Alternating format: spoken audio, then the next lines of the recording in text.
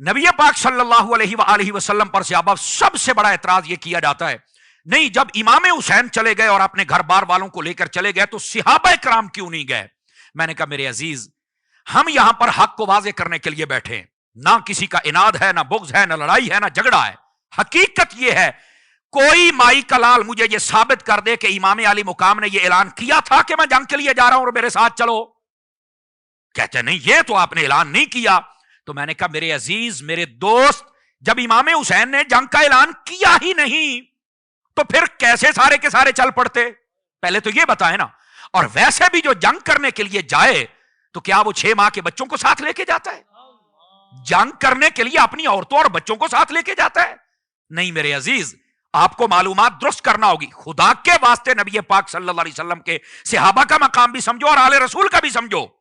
तो इमाम अली मुकाम ने तो ऐलान फरमाया ही नहीं, तो जब ऐलान नहीं किया तो जाना जरूरी ही नहीं।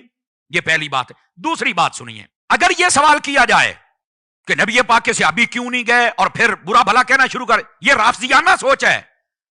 लेकिन यहां पर एक और पहलू भी तो है जिससे पर्दा हटाना जरूरी है, और तब रास्ता अहले सुन्नत और हकीकत अहले सुन्नत, अकीदा अहले सुन्नत वाज़े होगा। तब पता चलेगा असल हक़ाइक़ क्या है और वो क्या है। गौर से सुनिएगा सारे हजरात।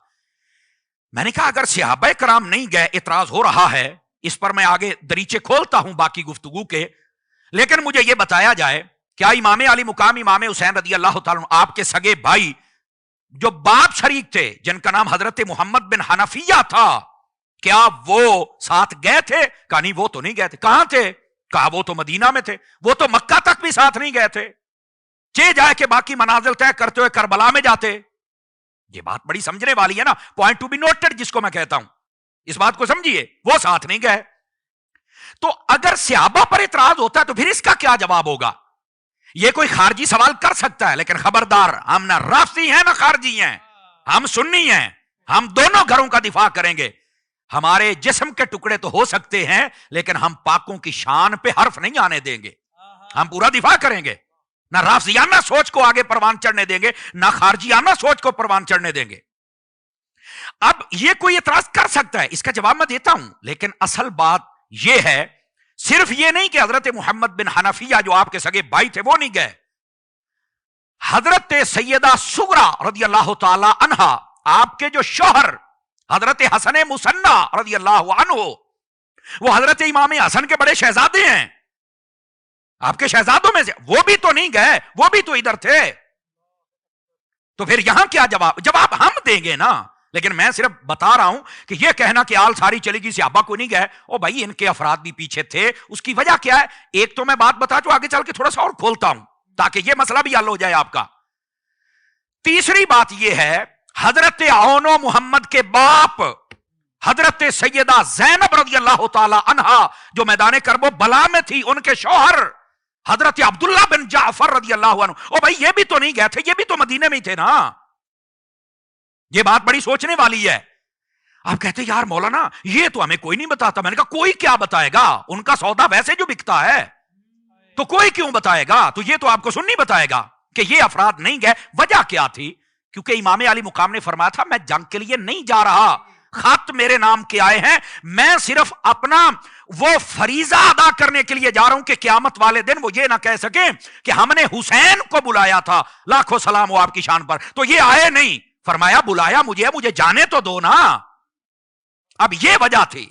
अब सोचने की बात है, जब घर वालों में से इतने अफराद पीछे हैं तो इसका मतलब यह है कि इमाम अली मुकाम जंग के लिए नहीं गए थे, और जो साथ थे वो बतौर मोहब्बत या आपके कहने पर जो भी आपकी वहां तैयारी थी, जो माहौल था, उस हिसाब से वो आपके साथ गए थे। और वैसे भी अगर जंग करने जाना था, मैं छोटी सी बात बता दूं जुग्राफियाई हवाले से, तो मदीना से शाम करीब है, यजीद तो शाम में बैठा हुआ है, जंग करनी है तो मदीना से शाम जाएं और यहां ऐलान करें। ऐलान भी आपने नहीं फरमाया, रूट भी ये नहीं इख्तियार फरमाया। इमाम अली मुकाम ने मदीना छोड़ा, आप मक्का में तशरीफ ले गए। रजबुल मुरज्जब की आखिरी तारीखें थी, बादों ने 27 का लफ्ज लिखा, बादों ने कहा आखिरी 2 रातें रहती थी, और फिर आप तकरीबन हज के अय्याम जो मनासिक थे वो शुरू होने से पहले पहले जुल्हज का चांद नजर आ चुका था। इमाम अली मुकाम ने मक्का छोड़ा और आप सूए कूफा चल पड़े।